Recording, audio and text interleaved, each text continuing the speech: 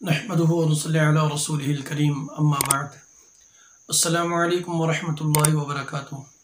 मोहतरम नाज़रीन व सामिईन, आज हम जिक्र करेंगे आयतल कुर्सी का ज़ाहिरी अमल। आयतल कुर्सी का वो अमल जिसमें जिन्नात ज़ाहिर होकर सामने आकर हाजिर होकर आपसे बात करें, आपसे मुआहिदा करें और आपके काम तमाम काम जो भी शरीयत के मुताबिक हों उनको पूरा करने के, यानी आपके हर हुक्म को मानने की जो शरीयत के मुताबिक हो मानने का अहद करें। तो इंशाअल्लाह आज जो अमल ज़िक्र करूँगा वो तरीक़ा ज़िक्र करूँगा कि जिससे आप बआसानी इस अमल में कामयाब हो सकते हैं। दूसरी चीज़ कि इस अमल के अंदर मुशाहिदात क्या होते हैं वो तो तकरीबन अगर आपने ज़ाहिरी वीडियो जो है ना, ज़ाहिरी अमल के नाम से जो वीडियो है वो अगर देखी है तो वो आप यकीनन आपको पता होगा।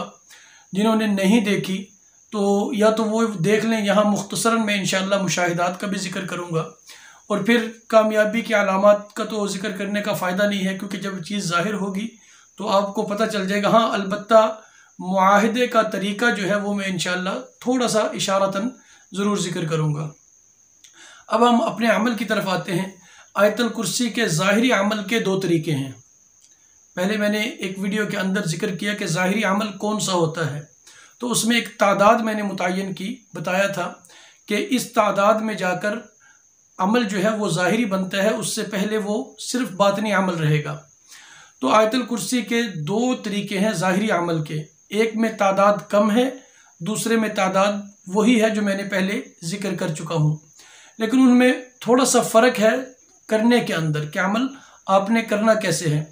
पहला तरीका जो है वो है कि आपने सबसे पहले जगह का तयन करना, मकान का तयन करना, वक़्त का तयन करना, लिबास का तयन करना, खुशबू का, ये तमाम चीज़ें तो ज़रूरी हैं। फिर साथ जलाली जमाली परहेज़ ये भी लाजिम है, क्योंकि ज़ाहिर है तो इसमें हर एहतियात लाजिम है।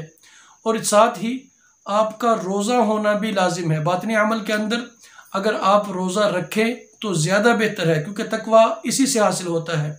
और अगर आप रोज़ा न रखें तो बातिनी अमल में कोई फ़र्क नहीं पड़ता, लेकिन ज़ाहिरी अमल कामयाब होता ही उस सूरत में है जब आप दिन के अंदर रोज़ा रखें, रात को अल्लाह की इबादत करें, अपने वजीफ़े को, अपने अमल को पढ़ें। तो पहला तरीका ये है आयतल कुर्सी के अमल का। तो और उसमें मैं मुशाहिदात भी बताऊँगा कि पहले अमल का पहला तरीका, एक तरीका आयतल कुर्सी का, और उसमें मुशाहिदात क्या होंगे। तो वो तरीका ज़ाहिरी तौर पर देखने में बहुत आसान है, लेकिन बनिस्बत दूसरे तरीके के हकीकत के अंदर वो मुश्किल है, जो बाद में जो तरीका साथ ही इंशाल्लाह जिक्र करूँगा। तो पहले अमल में जिक्र करता हूँ कि पहला अमल का तरीका बहुत आसान है। तमाम शराइत की पाबंदी करते हुए आपने अमल शुरू करना है। अमल शुरू करने से पहले आपने करना यह है कि तांबे का एक चिराग बनवाना है। तांबे का एक चिराग बनवाना है और उस चिराग के चारों तरफ, यानी चिराग होगा, चार दीवारें बनेंगी उसकी, तो चारों दीवारों पर आपने अंदर की तरफ एक इबारत है, हुम्मल अम्रु वजाअन नस्रु फअलैना ला युनसरून। ये दुआ हिज़्बुल बहर में भी इस्तेमाल होती है कि हुम्मल अम्र वजाअन नस्रु फअलैना ला युनसरून। चिराग के चारों दीवारों पर जो है आपने ये इबारत लिखवानी है और पक्की लिखवानी है। तो उसके बाद आपने करना यह है कि कोई भी रुई साफ लेके उसकी एक बत्ती बनाएं। बत्ती बनाने के बाद आपने चंबेली के तेल के अंदर उसको, चिराग को रोशन करना है, यानी तेल डालो चिराग में, उसके बाद बत्ती लगाओ। चंबेली का तेल हो, उसके अलावा दूसरा तेल आप इस्तेमाल नहीं कर सकते। और फिर आपने उसको जलाना है। जलाने के बाद और तरतीब जहन में ये रखें कि आप किसी कमरे में बैठे हों, किसी भी जगह पे, अगर खुला मैदान हो तो बहुत बेहतर है। अगर खुला मैदान ना हो, क्योंकि मौसम का पता नहीं, बारिश वगैरह का भी मसला बन सकता है, इसलिए बेहतर है कि आपका कमरा हो कोई, लेकिन कमरा हो वीरान जगह पे। जो मैंने पहले शराइत जिक्र की हैं पहले वीडियो के अंदर, वो शराइत की पाबंदी करते हुए आपने जगह का तयन करना है। उस जगह के तयन के बाद आपने करना यह है कि जो भी कमरा आप मुतय्यन करें, आपने ये नहीं देखना कि किबला का रुख आपके किस तरफ है। ज़ाहिरी अमल में कोई भी हो, वो बामुअक्कल अमल हो या आम जिन्नात का ज़ाहिरी अमल हो, उसमें ये लाजिम है कि आपने किबले का लिहाज नहीं करना, बल्कि आपके कमरे के दरवाजे का लिहाज करना है कि जिस तरफ कमरे का दरवाज़ा हो, जहाँ से आमदोरफ्त हो, आपके आना जाना हो, उस तरफ आपने दौरान अमल मुँह करके बैठना है, उस तरफ आपका रुख होना चाहिए। ये बहुत ज़रूरी चीज़ है। अक्सर मैंने देखा है कई लोगों ने ये बात बताई है कि हम किबले की तरफ मुँह करके बैठ के पढ़ रहे हैं कि दरवाज़ा जो है हमारी पुश्त पे है, हमारी बैक पे दरवाज़ा है, तो वो दरवाज़ा कभी खुलता है कभी खटकता है, तो हम बहुत ज़्यादा परेशानी होती है और खौफ का हम अंदाज़ा नहीं लगा सकते। क्योंकि ये सबसे बड़ी उनकी गलती होती है कि आपने दरवाजे की तरफ मुँह करके चिराग को दरवाजे के पीछे रखें और दरवाजे को इतना खोलें कि जिसमें एक बच्चा गुजर सके। वो बच्चा इंसान का हो या इतना हो कि कम से कम इतना खुला हो कि बकरी का छोटा बच्चा जो है वो उस दरवाजे से गुजर सके, इतना खुला होना लाजिम है।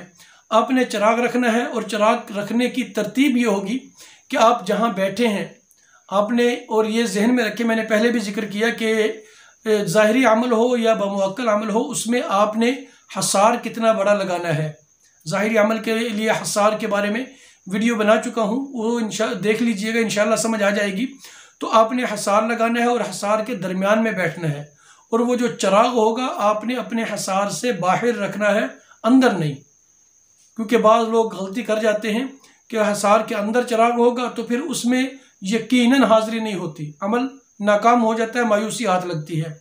इसलिए आपने हसार के बाहर चिराग को रखना है, और चिराग को रखना इस तरतीब से है कि जहां आप बैठे हो बिल्कुल उसकी सीध में सामने, यानी लेवल उसका जो है वो आपके चेहरे के बराबर हो, उस चिराग की ऊंचाई जो है आपके चेहरे के बराबर हो। आपने चिराग की लो की तरफ, यानी जो आग जलाई है आपने उसकी तरफ देखना है, और आयतुल कुर्सी को आपने पढ़ना शुरू कर देना है। और इसकी तादाद बनिस्बत दूसरे अमल से मैंने कहा था कम है, इसकी तादाद है आपने जो पढ़नी है वो 2125 मरतबा है, सिर्फ और सिर्फ 2125 मरतबा। आप उस चिराग को देखें और यानी उस आग की तरफ नज़र हो, और कोशिश ये करें कि पलकें आपकी न झपकें, यानी कम से कम झपकें, क्योंकि मुतवातर देखना तो मुमकिन नहीं है, तो कम से कम पलकें झपकानी है, और सिर्फ आपकी नज़र उस आग की लो पर होनी चाहिए।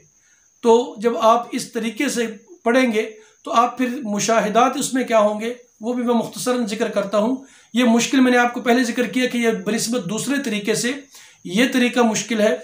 उसकी वजह यह है कि पहले अमल, यानी जो पहला वो दूसरा तरीका है, यह ज़ाहिर का जो भी तरीका है, जो ज़ाहिरी अमल के जितने भी तरीके हैं, उसमें जब भी कोई हाजिर होगा, यानी जिन्नात आए या शयातीन आए, तो वो आपके हसार आपके कमरे से बाहर होंगे, वहाँ ठहर कर आमने सामने यानी सामने आकर या इधर उधर से दाएं बाएं से आपको डराने की कोशिश करेंगे, आपके कमरे में दाखिल नहीं होंगे। अब इसमें ये नुकसान ये है, यानी इसमें ख़तरा ये है, मुश्किल इसमें यह है कि आपने खुद चिराग जो है अपने कमरे में रखा, गोया कि खुद आपने दावत दी कि आप मेरे कमरे में दाखिल हो जाओ, बेशक हसार से बाहर है। तो उसमें यह होगा, सबसे बड़ा जो मसला बनता है वो ये होगा कि इब्तदा के अंदर आपको अचानक महसूस होगा कि आपके चिराग के अंदर आग लगना शुरू हो गई। सिर्फ लो में नहीं, जो आपने बत्ती लगाई उसके अलावा पूरे चिराग में, पूरे तेल में आग जो है वो इतनी तेज़ हो गई कि उसकी लाइटें जो हैं छत तक जा रही हैं, यानी इतनी ज़्यादा। और आपके जहन में पहला ख़तरा जो पैदा होगा वो यही होगा कि कहीं मुझे नुकसान ना पहुंच जाए, कहीं दरवाज़ा ना जल जाए, कपड़े ना जल जाए, या मुझे कोई नुकसान आग की वजह से ना पहुंचे। सबसे पहला उनका हमला इस अमल के अंदर ये होगा। बाकी शोर शराबा जो है, रोशनी का आना, ये आम सी चीज़ है, ये बातनी में भी है, ज़ाहिरी में भी है कि आप शुरू करें, सफ़ेद रोशनी, सफ़ेद इंसान का साया गुजर जाए, या आवाज़ आपको आए, या आपको कोई मुखातिब करे, ये एक मामूली चीज़ है। जो इसमें सबसे ख़तरनाक चीज़ आग का उठना, और उठना भी इस अंदाज से कि आप डर जाएं कि शायद पूरे कमरे को ये आग लपेट में ले लेगी। दूसरी चीज़, जब अगर आप इस मामले में हौसला करके बैठेंगे तो इंशाअल्लाह फिर आहिस्ता आहिस्ता वो खुद आग ख़त्म हो जाएगी, यानी हकीकत के अंदर नहीं होगी, वो आपको नज़र आ रही होगी। तो अब वो आग जैसे ही अपनी हालत में आ जाए, यानी सिर्फ एक लो पे होगी, तो अब यह होगा कि आपकी वो जो एक तरफ आपने लो लगाई है, तो जब हाजिरी शुरू होगी वो तकरीबन पहले से तीसरे दिन के अंदर हाजिर होना शुरू हो जाएंगे। पहले दिन ही इंशाअल्लाह जो इब्तिदा के अंदर मैंने जिक्र किया था कि रोशनी आना शुरू हो जाती है, इंसान का सफ़ेद साया महसूस होना शुरू हो जाता है। अब उसके बाद इस अमल में आपने एक चिराग के अंदर एक तरफ एक बत्ती लगाई है, लेकिन जब आप अमल करेंगे, दूसरा दिन हो या पहला दिन हो या तीसरा हो, देखेंगे कि चारों कोनों पे, चिराग के 4 कोने होंगे, चारों कोनों पे आप देखेंगे कि वहाँ से चारों तरफ एक ही लाइट चल रही है। यानी जैसे बत्ती आपने जलाई है इसी तरह चारों तरफ वो बत्तियाँ चल रही हैं। आपके जहन में अब जो ख़तरा पैदा होगा वो ये होगा कि कहीं मेरी पढ़ाई से पहले ये तेल ख़त्म ना हो जाए, क्योंकि चिराग का बुझना जो है आपके अमल की नाकामी का सबसे बड़ा सबब बन सकता है। इसलिए चिराग इतना बड़ा हो कि तेल ख़त्म होने का ज़रा भी ख़तरा ना हो। तो आपके अंदर ये ख़तरा सबसे पहले पैदा होगा कि आप ये सोचेंगे कि कहीं जो है ये तेल ख़त्म हो जाए, कि 4 बत्तियां एक चिराग में जल रही हैं तो ये यकीनन तेल को चूस लेंगी, तेल ख़त्म कर देंगी। और जब आपके जहन में ये चीज़, ये खौफ पैदा होगा तो फ़ौरन आप देखेंगे चंद सेकंड के बाद कि उन बत्तियों की जो लाइट है, यानी जो आग है, वो बिल्कुल लो होना शुरू हो जाएगी। यहाँ तक कि बिल्कुल आपको महसूस होगा कि आप बिल्कुल अंधेरे में बैठे हैं। एक मायूसी का माहौल पूरे कमरे के अंदर छा जाएगा। आप भी मायूस होंगे कि लाइट बंद हो गई और इसमें लाजिम था कि चिराग बंद ना हो, तो आप मायूस होंगे। उनकी कोशिश होगी कि आप वहाँ से उठ जाएं, कि आप चिराग जलाने के लिए उठे, या इसके अलावा अमल छोड़ के आप घर जाएं कि मेरा अमल बर्बाद हो गया। तो ये चीज़, इस पर भी आपने कंट्रोल करना, उठना नहीं है। आपको चारों बत्तियाँ नज़र आए, एक बत्ती नज़र आए या पूरा चिराग जलता हुआ नज़र आए, ये आपको, ये दूसरा मुशाहिदा, दूसरा जो हमला होगा वो इस तरतीब से होगा। अब इसमें आगे पीछे हो सकता है, मैं ये नहीं कहता कि बेआईनी ही वही होगा जो मैं जिक्र कर रहा हूँ। इसमें यह भी मुमकिन है कि आपको पहले चारों तरफ लाइटें नज़र आएँ, वो बुझती हुई नज़र आए, फिर अचानक आग लग जाए, यानी इसके उल्ट भी हो सकता है। लेकिन होगा इन दोनों में से कोई भी पहले होगा, एक पहले होगा, एक दूसरा दोबारा हो, यानी दूसरे नंबर पे होगा। अब तीसरा हमला इनका क्या होगा? तीसरी चीज़ आप जो मुशाहिदा करेंगे वो ये होगी कि आप देखेंगे कि चारों लाइटें हैं, चारों तरफ लाइटें हैं, उन लाइटों से कोई मखलूक जाहिर हुई। अब नीचे जिस्म उनका ऐसे होगा जैसे सांप का है, बिल्कुल बारीक लकीर जो है आग की वो ऊपर आसमान की तरफ जा रही होगी, और वो जो ऊपर जिस्म बनेगा वो आपके पूरे कमरे को घेर लेगा। यानी जिस्म इतना बड़ा होगा कि उस आपको महसूस होगा कि उसका साया आपके सर पे भी पूरे कमरे में छा चुका है, और ऊपर से उसके जो है ना गुस्से की आवाज़ निकालना, गराने की आवाज़ निकालना जो है वो आवाज़ आपके कानों में आएगी, और आपको ये महसूस होगा कि कहीं मेरा अमल, ये मेरा हसार कमज़ोर है और ये मेरे सर पे आ गया, तो इसने अब अचानक मुझे पकड़ लेना। और वो कोशिश भी करेगा, ये ज़हन में रखिए, वो हाथों को लहराएगा और इस अंदाज से लहराएगा कि आपको पकड़ ले वो, या आपको नुकसान पहुंचा दे। ये जहन में आपके पक्का होना चाहिए कि तब भी वो कुछ नहीं कर पाएगा, वो उसी हालत में रहेगा। हकीकत के अंदर चिराग से वो मखलूक नहीं उठी, सिर्फ आपके जहन को उन्होंने, क्योंकि अल्लाह रब्बुल इज़्ज़त ने उनको ताकत दी है, वो इंसान को जो चाहे जहन पे कंट्रोल करके, नज़र पे कंट्रोल करके जो चाहे दिखा सकते हैं। तो वो ये हमला आप पर करेंगे, तो इसमें भी आपने अपने ऊपर कंट्रोल करते हुए आपने बैठ जाना है। अब इसके बाद ये इब्तिदा के हमले हैं जो तकरीबन 3 से 4 हमले होते हैं इसी अंदाज में। तो अब उसके बाद जो हमला होगा वो बाहर का होगा। वो उसमें यानी बाहर से जैसे कोई इंसान आया, आकर उसने ज़ोर से दरवाजे को खोल दिया और दरवाज़ा चिराग को लगा, चिराग गिर गया, आपको गिरा महसूस होगा, चिराग बुझता हुआ महसूस होगा। आप परेशान हो जाएंगे कि चिराग गिर चुका है, चिराग बंद हो चुका है, ख़त्म हो चुका है मामला। तो आपके जहन में, आपके दिल में ये डर भी पैदा हो जाएगा। आपने इससे, ये जो तीसरे चौथे नंबर का है, आपने इस पे भी काबू डालना है कि आपके जहन में हो कि यह हरकत होगी इस अमल के अंदर। अब उसके बाद 5वें नंबर पे अब वो आएंगे जो दरवाज़ा आपने खुला छोड़ा होगा, क्योंकि खुला छोड़ना लाजिम है सिर्फ इसलिए कि जिन्होंने आना है आप उनके मुंतज़िर बैठे हैं, वो आप उनके मुंतज़िर हैं कि वो आए मेरे पास। तो वो आएंगे और दरवाजे के अंदर दाखिल भी होंगे।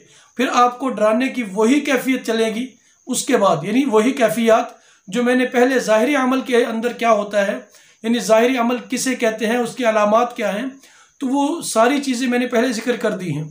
जो मज़ीद तफसील देखना चाहता है तो उसके बाद जो कैफियत बनेगी सिर्फ वही होंगी जो मैंने पहले जिक्र कर दी हैं कि इंसानी शक्ल में आके डराना, इंसानी शक्ल को बिगाड़ के आना, जानवर की शक्ल या हशरातुल अर्ज़ की शक्ल यानी सांप बिच्छू की शक्ल में आकर इंसान को डराना, हमला करने की कोशिश करना, पैसे का लालच देना, औरत का लालच देना, जेवरात का लालच देना, ये तमाम चीज़ें चलेंगी।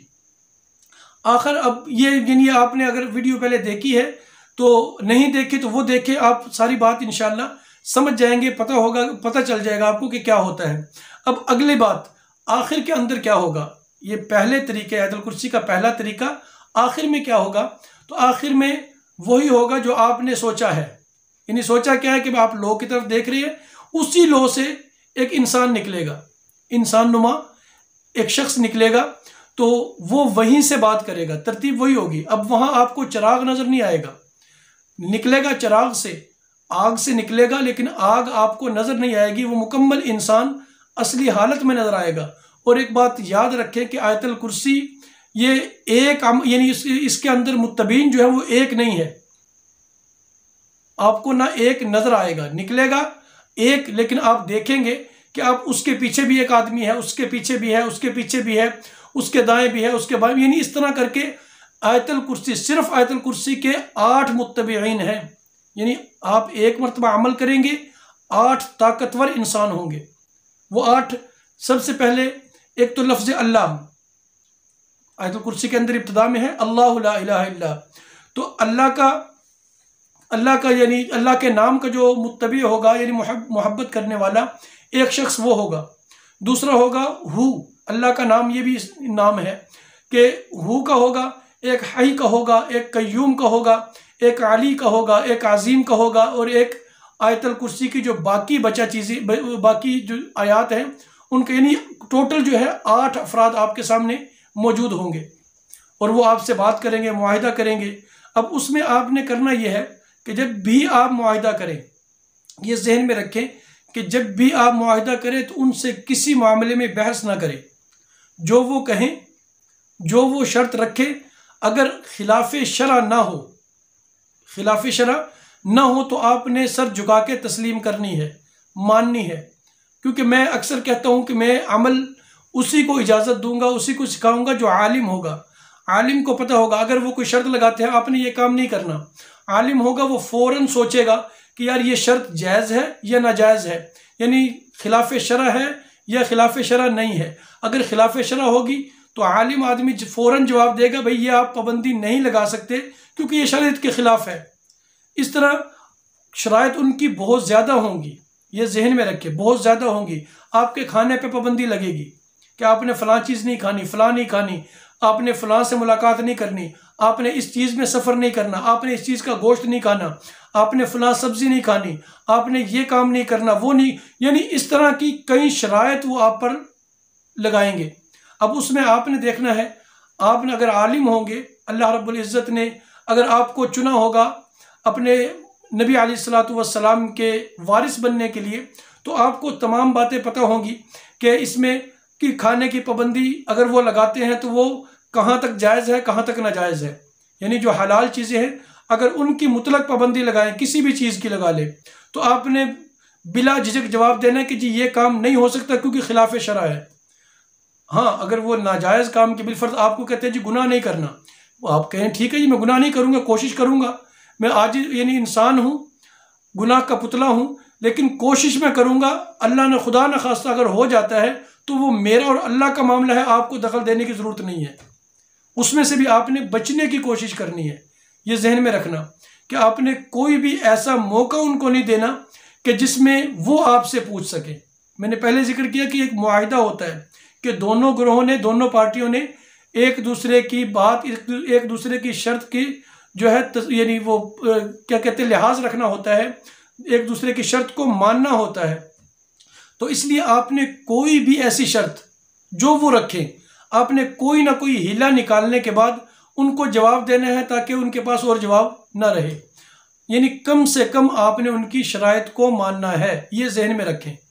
और अगर आलिम हैं और अच्छा अल्लाह रब्बुल इज़्ज़त ने इल्म दिया है, तो आप देखेंगे कि जब भी वो शराइत रखेंगे तो कोई भी शर्त ऐसी नहीं होगी कि जिससे वो आपको पूछ सके, आपसे बात कर सके, आपको कह सके आपने इस शर्त पे अमल क्यों नहीं किया। अगर आप आलिम नहीं हैं तो वो आपको हज़ारों शर्तों में फंसाएंगे, और आप जब हामी भर लेंगे, आप उनसे मुआहिदा कर लेंगे कि आप वो अगर बिलफर्ज वो कहे कि जी आपने बकरा नहीं खाना, आपने कट्टा नहीं खाना, आपने गाय भैंस नहीं खानी, ऊँट नहीं खाना, आपने मुर्गी नहीं खानी, आपने कद्दू नहीं खाना, आपने फ़लाँ चीज़ नहीं खानी, फ़लाँ नहीं खानी, आपके जहन में होगा कि यार कोई बात नहीं, एक चीज़ छोड़ दूंगा ज़िंदगी में। नहीं, ये चीज़ गलत हो जाए, खिलाफ शरा भी है, गलत भी हो जाए कि भाई आपको हक किसने दिया। शरीयत इस चीज़ की इजाज़त मुझे दे रही है तो मैं इस पर अमल करूँगा, मैं हर चीज़ खाऊँगा।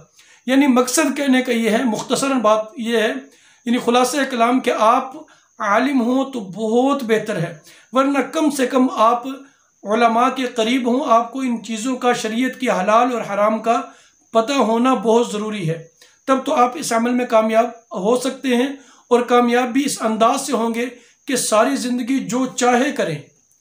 यानी क्योंकि अमूमन जो शराइत तय हो जाए तो जो जिन्नात की तरफ से शराइत हों उस पर अमल करना लाजिम है। अगर आप अमल नहीं करेंगे, कोई कोताही करते हैं, तो फ़ौरन आमिलीन से पूछिएगा, अगर आपके कुर्बो जवार में हों या जानने वाले हों, तो जब यानी जिन्नात कोई शर्त रख दे, आमिल मान ले, उसके मानने के बाद मसला ये होगा कि जब भी वो खिलाफ शरा काम जानबूझ के करे, यानी कसदन हो या सावन हो, दोनों सूरतों के अंदर फ़ौरन पकड़ होगी। पकड़ क्या होगी कि इंतहा का सर में दर्द शुरू हो जाएगा, कंधों में खचो हो जाएगा। और अगर आपका मामला बहुत ज़्यादा यानी सख्त है, अमल कमज़ोर है, ज़ाहिर हो गए, यानी कमज़ोर इस वजह से कि आपने उसके बाद पढ़ाई में बहुत ज़्यादा कमी कर दी, आपने उनको पाबंद नहीं किया, तो आपका अमल कमज़ोर हो गया, तो अब वो आपको बीमार भी कर सकते हैं, आपको जाते हुए आपका एक्सीडेंट भी करवा सकते हैं। इसलिए आपने शराइत वो माननी है जो बिल्कुल न होने के बराबर हो।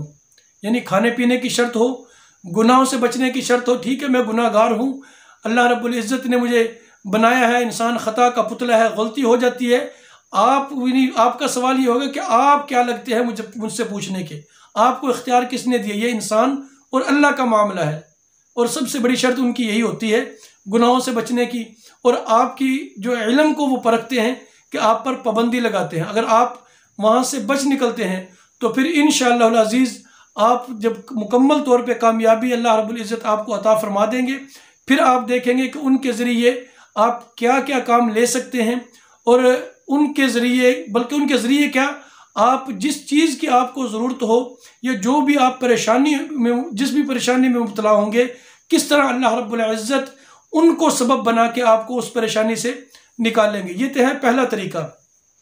अब दूसरा तरीका जो है वो वही है जो मैंने पहले जिक्र किया कि जो अमल ऐसा है यानी जिसमें 1 से 7 आयात तक हों, तो वो अमल असल तादाद होती है 3125 मरतबा।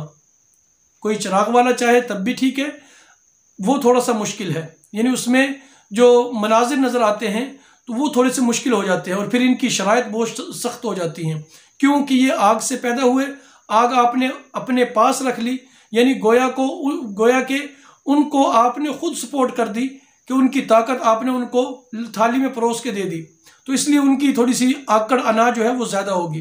तो दूसरा जो है वो आपने 3125 यानी 31,100 मरतबा हर रोज़, शराइत वही जो पहले मैंने जिक्र कर दिए, शराइत वही है, मुकम्मल पाबंदियाँ वही हैं, रोज़ा भी उसी तरह है, नमाज की पाबंदी भी, और लिबास की, जगह की, वक़्त की, सब कुछ वही है।